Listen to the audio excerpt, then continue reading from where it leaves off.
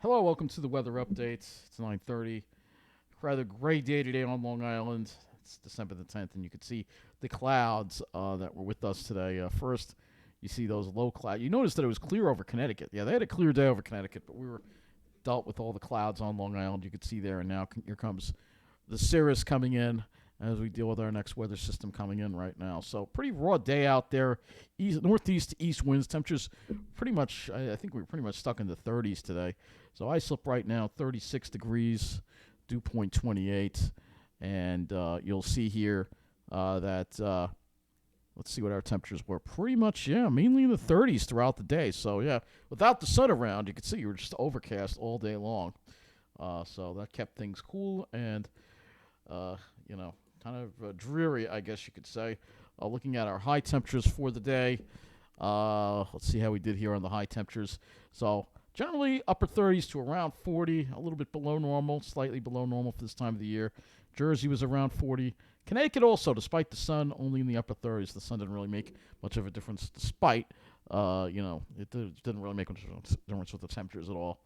And again, if we look at the satellite, or the MODIS satellite here, you'll see, oh, that's right, I meant to take a look at the lows. Oh, I wanted to show you the MODIS satellite, though. Look at that. You can see those marine stratocumulus clouds that kind of just hung out. The models really thought they would stay offshore, but the northeasterly component kind of brought them in. But you can see if you were in Connecticut, upstate New York, you could see clear skies, and even northern New Jersey, clear skies, but not the case for us.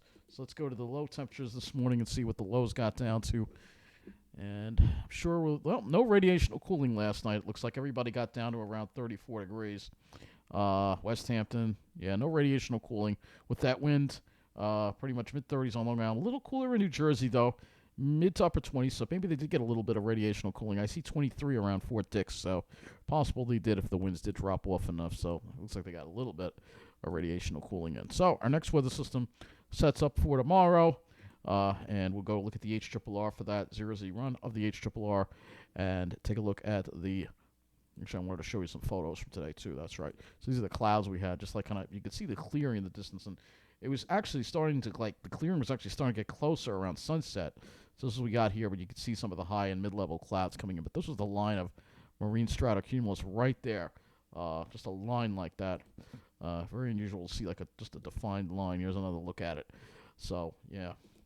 Really unusual, but not, you had just had a fine line there between the clouds and the sun.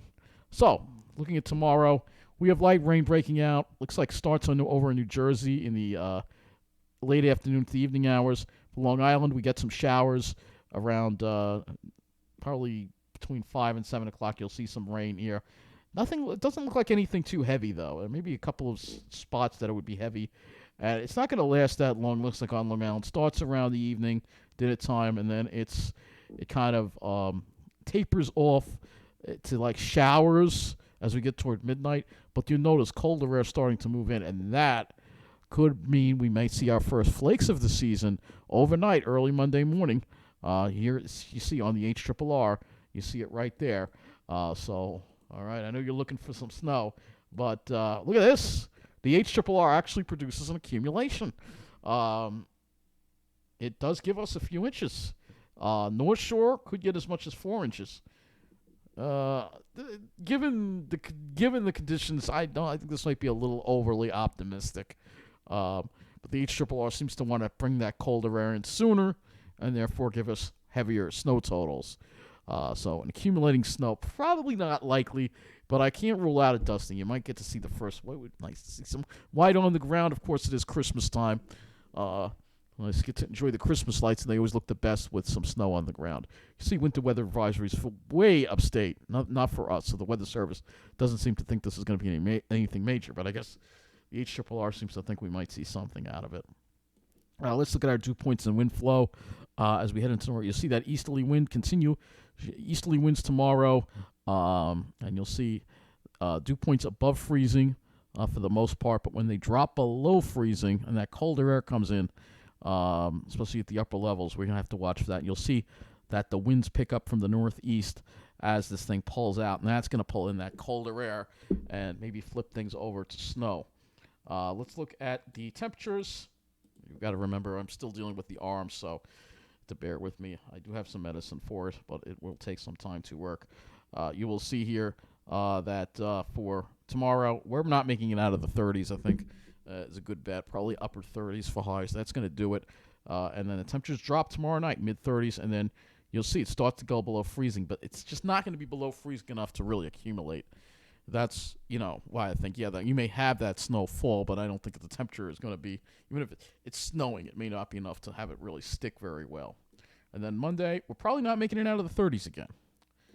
So let's go look at our skies. Well, let's go look at a few more models before I jump over to the skies here. We'll go to the NAM 12 and see if the NAM 12 is, and I'm using the NAM 12 here, which is a gentler precipitation gradient.